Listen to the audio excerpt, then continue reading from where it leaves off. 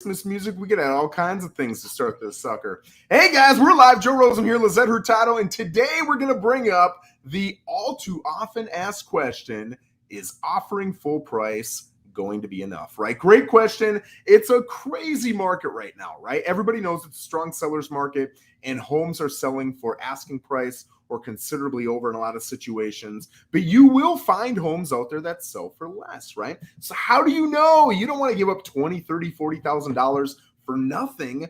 When do you offer more, and when do you just offer full asking price? Lissette, what do you tell a buyer when they come in and they ask you that question?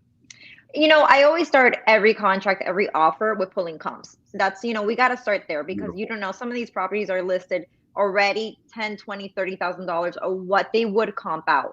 But if the comps are there and within that margin, I think offering asking price is just the starting place that most of our offers have been lately. We then have to move into the whole contingencies. What can we do to beat out the next offer that's also offering asking price? Yep. So your whole offer, right? So many people think it's just price, and price is the biggest thing. Usually, sometimes it's not. Usually it is. But how you lay out all the other terms is really important. I'm dealing with one right now with one of our other team members where she's got two offers. One is way better in price, but the other one doesn't have an inspection. Right. And this particular seller wants it to be gone, wants the whole headache gone, calls it a headache all the time. So right now that no inspection carries a lot of value. Right.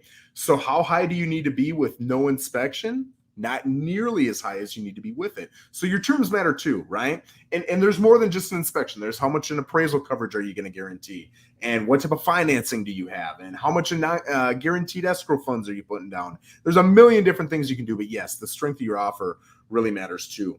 I think the whole thing starts with a phone call to the listing agent, right? I think that's the best place to always start. I like your idea also. The next thing I would do is I'd pull comps, right? Because they might be asking 500 grand for a property that you can only comp out at 400. Although I would remind everybody, generally when we're pulling comps, we're pulling 3 months to 6 months out. If it's a 5 or 6 month old property, heck, if it's a 3 month old property, prices are going up anywhere from 0.5% to 2% every single month, at least in our market. So let's just say 1%. If it was 400 grand 3 months ago, plus 444, that's 12 grand. You're at roughly 412 in value. You have to remember that, right? If it's 6 months, 5 months ago, it's even more. So just remember that part too. But that call to that listing agent gives you so much feedback. Now, some of them, they're not going to share anything, but others are going to give you all the answers to the test. They're going to tell you, I got 15 offers. Okay, well, I almost guarantee you're going to need to come in considerably over, right? Hey, it's really weird. We've been on for 9 days. I haven't gotten a single showing. Yours is the only one. Wow, that's really telling. Now I know no matter what we offer, it's going to be the best offer they've got on table. Could that change in 24 hours? Absolutely it could. But right now I know we've only got the one, right? So that call to the listing agent is incredibly important. Lissette, what else are you looking at to figure out whether or not you got to do that? As an agent, and for buyers out there, ask your agent if there's any other properties out there that are currently pending. We can pick up the phone too and call those agents. And even maybe sometimes they're willing to give us some information, maybe sometimes they're not, but we could get a ballpark figure if this comp is going to be coming up at the asking price of the property we're interested in, or if it's way over or under. Yep. And that gives us a good idea of how the market is in that neighborhood also. That's a great point too. We'd also talked about days on market, right? I can tell you right now, the expectation, I get this all and it's not because this market's hot. I'll tell you, I got this back in 2006, 2007, 2008. One of the first questions they ask when we're walking in the door, I get, how much is this one again? And then I get, how long has it been on the market? Like those are the two questions that I swear they teach it at home buyer school because they ask every single time, right? The implication is, and it doesn't matter if it's true or not, it's the implication. The implication is if it's been on for 2 days, whoo, it's hot. I got to come in with a hot offer. If it's been on in this market, in most markets, I'd say 4 or 5 months. In this market, if it's been on for 4 or 5 weeks, you're like, whoa, something's going on. I just saw one today. I scheduled a showing. It was on for 52 days. First thing I asked that agent was, it's been on 52 days. What's going on? And she said, we're high on price, and my gal will not budge on her price. So if you're not willing to overpay for a property, this might not be the listing for you. super helpful. She was honest. Yes, but I'm also aware, okay, the odds that we're going to get the home for under asking, pretty low. When I do the market analysis, Lissette said she was going to do on day one. I'm going to see that the comps are probably lower than the asking, right? If it's 10 grand, 20 grand, and you've got a really confident, excited buyer, might not matter. But if it's 70 grand over and you've got a price conscious buyer, that's a big deal. So what else are you looking at, Lissette? Yeah, I think just going back to the contingencies, if you're offering any differential in appraisal, that right there is something that sticks out to me when I'm presenting offers to my sellers. In this market, we've had appraisals go amazing and exactly for what we have under contract. And then we had appraisals that come in $20,000, $30,000 under than what we're under contract. So if you could offer any buffer, anything within that gap to guarantee the price that you are offering to pay for the property, that in my case, I say that's a nice point to have.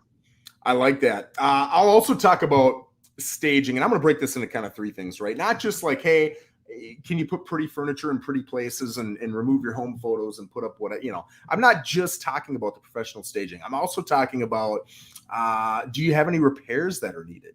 Is it updated, right? If you've got a home that's not updated, it's not staged well. You ever seen those listing photos? And man, it could be $1 million listing. And I swear the agent walks in with their iPhone. They take the photos vertically, right? So they look all goofy. None of the lights are on. None of the windows are open. There's a dog sitting on the couch. And there's, dirty jeans laying on the sink. And you're like, what is going on here? And they snap a shot with the flash and they're in the background in the mirror.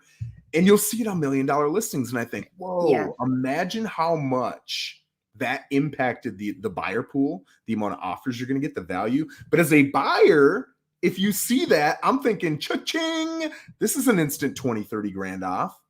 It might look ugly, but when I get there, it might be pretty nice. And maybe they just got a horrible photographer, right? So if the home is not staged well and it's not updated and it needs some repairs that you can deal with, a lot of times those are the homes that people right now just want convenience. They do, right? 20 years ago, 30 years ago, people would come in and say, I'm going to put hammer to wood and I'm going to get some sweat equity and I'm going to get a deal and let's do it. People won't anymore. They want convenience. They want to get in there and they want the deal done. They want no issues. And so if your home has those things, there's a good chance your buyer pool is going to go down. Well, as a buyer, if your buyer pool is dwindling, that means I'm dealing with less potential offers that I got to compete against. So now you might be able to get away with that, right? Staging, if the staging's not up, if the photos aren't up, if it's not updated, the amount of offers is going to be considerably lower on average, and now you've got a case. I'll bring up this too. I'm going to say this one last thing, and then I'll turn it over to you, Lissette. Anything that limits your buyer pool, right? We just talked about staging, repairs, and updates, but really, I'm going to give you a couple other things here that I've seen that if you see this as a buyer on the listing, there's less buyers. There's less offers, and you have the opportunity to come in lower, all right? Only shows the home 1 to 2 days a week. I just saw one. We only show it on Saturdays. Okay. Well, my guy can't come on Saturdays, so he cannot do it, right? That's going to significantly decrease your traffic. And I'll tell you this too, sellers, just for the money, my gosh, buck up, go get a hotel room for 3 nights. That's all you're going to need to do. And you're going to have the home with multiple offers sold immediately. But you got to take 3 inconvenient days. That's the way it is. And man, you'll make so much more money. They've got a tenant in there. If you've got a tenant in the property and they're staying in the property 2 months, 3 months, 4 months after closing, that's something that's going to turn off a lot of potential buyers. Some of them just don't want to deal with it. It's scary. It's the unknown. I don't want to do with it.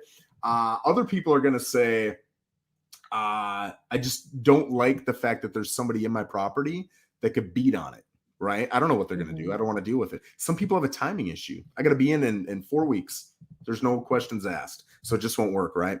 Leasebacks. How many sellers right now are saying, super strong market, I want to lease back. So I'm going to sell it. And then when it closes, the buyer does not get the property. I'm going to live as a renter in the property for whatever, a month, 2 months, 3 months, whatever you negotiate.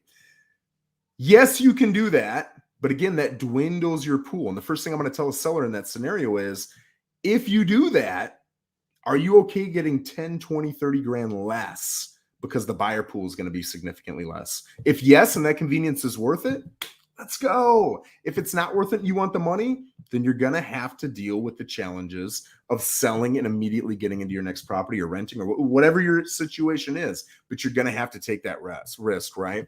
And other listings have not had a pre-listing inspection, and they will not allow you to do an inspection. Or maybe they will, but they won't negotiate on any issues. That's going to push a lot of people away. So all those things that push people away, as a buyer, if you can put up with those things, man, that puts you in a position to be able to put in a full asking, maybe even a little bit under offer. What I will say, and then I'm going to turn it over to you.